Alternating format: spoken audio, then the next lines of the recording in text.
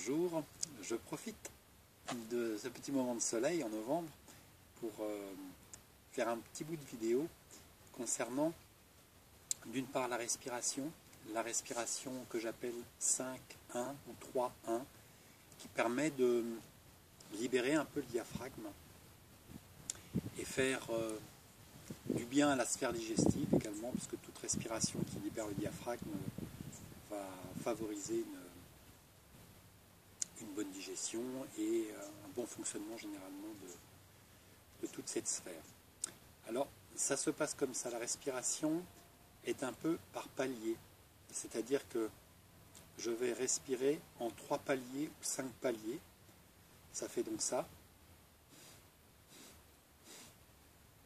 et après je souffle un peu comme un soupir, en soufflant par la bouche de préférence, et en relaxant la mâchoire également. Donc ça fait...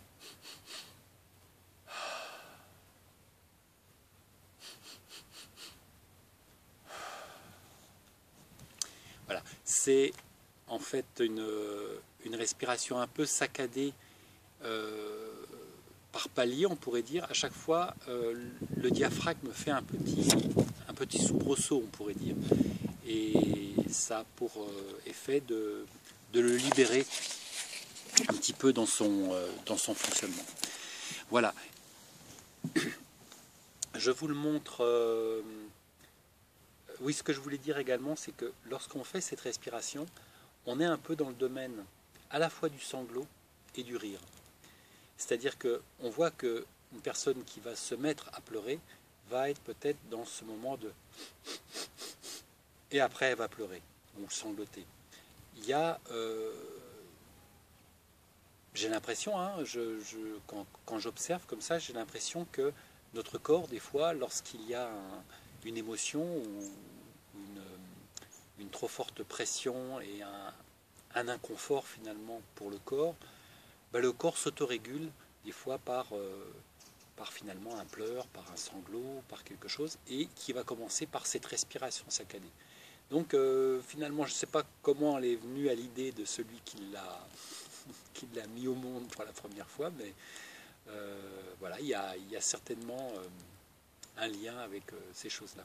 Et le rire aussi, le rire là c'est davantage, quand on reprend sa respiration, quand on en a beaucoup ri, et ben on est aussi dans là c'est plus une expiration saccadée qui a pour effet de bien vider les poumons, donc tout l'air vicié qui se trouve des fois dans le bas des poumons peut être bien expulsé. Donc les rires, les pleurs, ce sont des fonctions naturelles du corps qui ne sont pas à réprimer.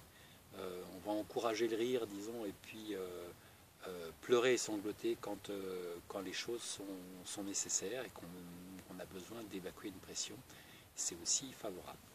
Donc voilà, cette respiration, je la fais devant vous, là, comme ceci, donc, et déjà j'expire, je vide toujours les poumons avant de faire un exercice respiratoire.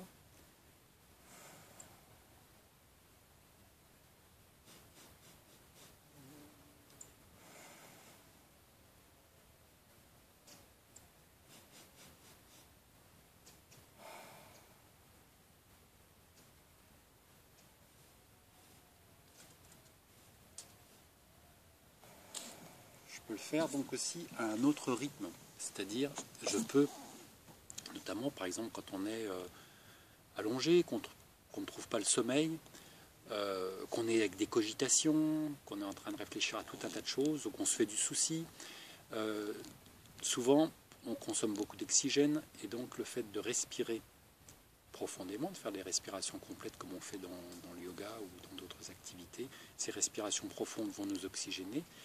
Et cette respiration, donc un peu par palier, on peut la faire de manière un peu moins dynamique, plutôt que d'être au lit puis de faire comme ça, là je caricature un peu, on peut la faire plus lentement et plus silencieusement, mais avec ce petit côté saccadé quand même. Donc ça ferait plutôt...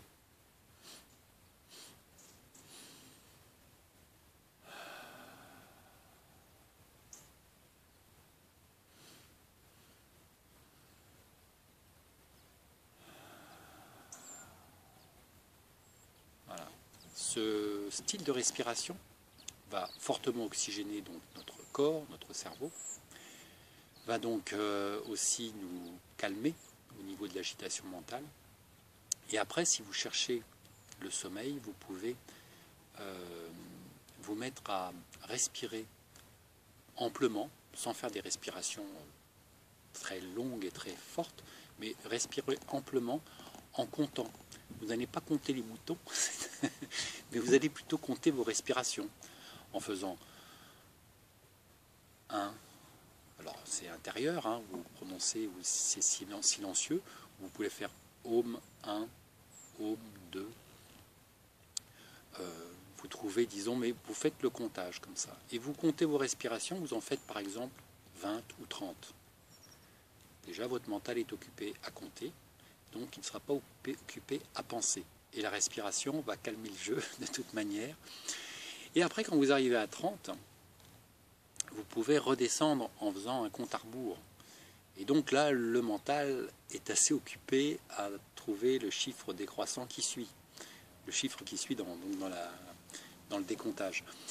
Et au bout d'un moment, le mental, il va décrocher. Vous allez voir que tout d'un coup, vous vous direz « Ah, mais tiens, je ne me souviens plus où j'en étais ».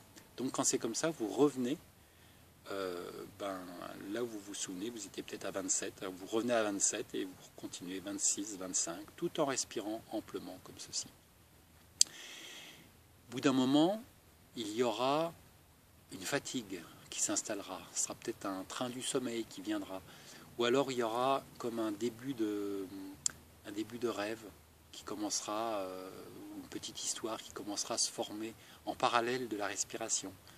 Et ça, c'est déjà le commencement de l'endormissement. Donc rien ne vous empêche à ce moment-là de décrocher, de sentir que vous partez et de décrocher le décomptage et vous continuez simplement les respirations. Puis au bout d'un moment, vous respirez normalement, puis le sommeil vient. Il ne faut pas trop observer, mais il faut ressentir quand les effets de cette respiration croissante et décroissante sont suffisants pour pouvoir dire « Ok, je m'embarque pour le sommeil, c'est bon ». Donc ça, c'est quelque chose qui est assez favorable. Donc cette respiration croissante, décroissante, mais auparavant, vous faites cette respiration de 5-1 ou 3-1 de manière assez fluide, pas trop saccadée, mais qui permet de relâcher le diaphragme et également de s'oxygéner. Voilà, je vais arrêter cette petite vidéo parce que j'ai trouvé bien de parler de cette respiration croissante-décroissante pour le sommeil et je vous parlerai de l'estomac, du travail sur l'estomac après. Voilà, à bientôt.